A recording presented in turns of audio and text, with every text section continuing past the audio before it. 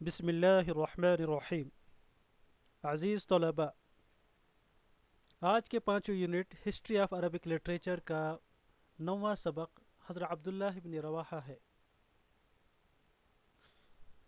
طلباء عزیز، حضرت عبداللہ بن رواحہ رضی اللہ تعالی عنہ شعراء رسول صلی اللہ علیہ وسلم میں حضرت عبداللہ بن رواحہ اگرچہ تیسرے نمبر پر آتے ہیں، لیکن حضرت حسان بن ثابت اور حضرت کعب بن مالک پر حضرت عبداللہ بن رواحہ کو یہ فوقیت حاصل ہے کہ وہ لکھنا پڑھنا بھی جانتے تھے، اس لیے حضور صلی اللہ علیہ وسلم نے ان کو اپنا کاتب اور منشی بھی مقرر فرمایا تھا۔ دوسرا امتیاز یہ حاصل ہے کہ وہ غزوہ موتہ میں مسلمانوں کی فوج کی قیادت کرتے ہوئے شہید ہوئے اور اس طرح تن من دھن سب نثار اسلام کر دیا۔ آپ کا نام عبداللہ اور والد کا نام رواحہ تھا۔ زمانے جاہلیت میں اپنی قوم میں بلند مقام رکھتے تھے۔ یہ ان 70 انصار میں تھے جنہوں نے بیعت عقبہ ثانیہ میں آپ صلی اللہ علیہ وسلم کے ہاتھ پر بیعت کر کے اسلام قبول کیا تھا، اور ان 12 انصار صحابہ میں بھی تھے جن کو حضور صلی اللہ علیہ وسلم نے نقیب یعنی مبلغ و داعی کی حیثیت سے مقرر فرمایا تھا۔ جب آپ صلی اللہ علیہ وسلم مدینہ تشریف لائے تو صرف زبان و قلم ہی سے آپ کا ساتھ نہیں دیا، بلکہ مارکہ کارزار میں بھی داد شجاعت دی۔ غزوہ بدر، احد، خندق، حدیبیہ، خیبر اور عمرۃ القضات میں بھی آپ صلی اللہ علیہ وسلم کے ساتھ رہے، اور غزوہ موتہ میں جامع شہادت نوش فرما کر ایمان و یقین اور وفاداری کی ایک انمٹ مثال رہتی دنیا تک قائم کر گئے۔ جس طرح حضور صلی اللہ علیہ وسلم حضرت حسان کو بہت عزیز رکھتے تھے اور اسلام کی تعریف اور مشرکین کے جواب میں اشعار سنا کرتے تھے، اسی طرح حضرت عبداللہ بن رواحہ سے بھی بڑی انسیت تھی اور فرمائش کر کے ان سے بھی شعر سنتے تھے۔ ایک موقع پر آپ صلی اللہ علیہ وسلم نے حضرت عبداللہ بن رواحہ سے فرمائش کی کہ مکہ والوں کا مقابلہ کیا کرو، اور اس طرح ان کو اسلام کی طرف سے مدافعت کرنے والے شعراء میں شامل فرمایا۔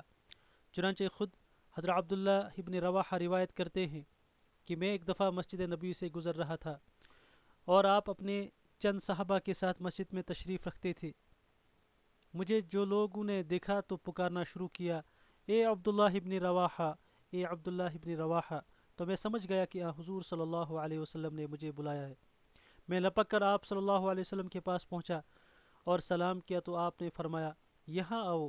میں آپ کے سامنے بیٹھ گیا تو آپ صلی اللہ علیہ وسلم نے اس انداز سے کہ گویا آپ کو میرے اشعار پر کچھ تعجب سا تھا، فرمایا، تم جب شعر کہتے ہو تو کس طرح کہتے ہو؟ میں نے جواب دیا کہ اس کے بارے میں پہلے غور و فکر کرتا ہوں پھر کہتا ہوں۔ آپ صلی اللہ علیہ وسلم نے فرمایا، اب تم مشرکین کے مقابلے میں ڈٹ جاؤ۔ پھر عبداللہ بن رواحہ نے کچھ اشعار سنائے جن میں مشرکین مکہ کی ہجو کی گئی تھی۔ جب آپ صلی اللہ علیہ وسلم نے اشعار سنے تو مسکراتے ہوئے عبداللہ بن رواحہ کی طرف رخ مبارک کیا اور فرمایا، وَإِيَّاكَ فَثَبَّتَ اللَّهُ يَا ابْنَ رَوَاحَةَ، اللہ تمہیں پائیداری نصیب فرمائے اے عبداللہ بن رواحہ۔ حضرت عبداللہ بن رواحہ کی کلام میں بہت زیادہ تنوع کے بجائے رجز، ہجو اور مرثیہ کی قسم کے اشعار ملتے ہیں۔ حضرت عبداللہ کو قرآن کریم کے ساتھ انتہائی شغف تھا، رات دن قرآن کی تلاوت میں لگے رہتے تھے، چنانچہ قرآن کے اسلوب بیان اور معانی و مطالب ان کے کلام میں رچ بس گئے تھے۔ حضرت عبداللہ کی شجاعت و بہادری اور ایمان و یقین، عزم و ارادہ کا یہ عالم تھا کہ غزوہ موتہ کے موقع پر جب رسول اللہ صلی اللہ علیہ وسلم نے رومی شہنشاہ ہرقل سے نبرد آزمائی کا ارادہ کیا تو شدید خطرے اور مقابلے کی نزاکت کی وجہ سے اس جنگ کے لیے 3 سپہ سالار مقرر فرمائے۔ چنانچہ آپ صلی اللہ علیہ وسلم نے فرمایا کہ اس معرکے میں سب سے پہلے زید بن حارثہ قیادت کریں گے، اگر وہ شہید ہو جائیں تو جعفر بن ابی طالب جھنڈا سنبھالیں گے، اور جب وہ شہید ہو جائیں تو عبداللہ بن رواحہ سپہ سالاری سنبھالیں گے۔ موتہ کے گاؤں میں مقابلہ ہوا۔ رومیوں کی تعداد 2 لاکھ ہو گئی تھی اور مسلمان صرف 3,000 تھے۔ نتیجہ ظاہر تھا، بہت سے مسلمان شہید ہو گئے، اور انہی کے ساتھ سب سے پہلے حضرت زید بن حارثہ شہید ہوئے۔ اس کے بعد دوسرے سپہ سالار حضرت جعفر بن ابی طالب نے جھنڈا سنبھالا، لیکن انہوں نے بھی جامع شہادت نوش کیا۔ اب حضرت عبداللہ بن رواحہ کی باری تھی۔ جھنڈا لے کر آگے بڑھے اور مارتے کاٹتے اتنے آگے بڑھ گئے کہ دشمنوں کے نرغے میں گھر گئے۔ اور پھر ان کی تلواروں کی نظر ہو گئی، اور اس طرح زندگی بھی حضرت صلی اللہ علیہ وسلم اور اسلام کی طرف سے مدافعت کرتے کرتے نچھاور کر دی، رضی اللہ عنہ ارضاہ۔ والسلام علیکم وما علینا الا البلاغ۔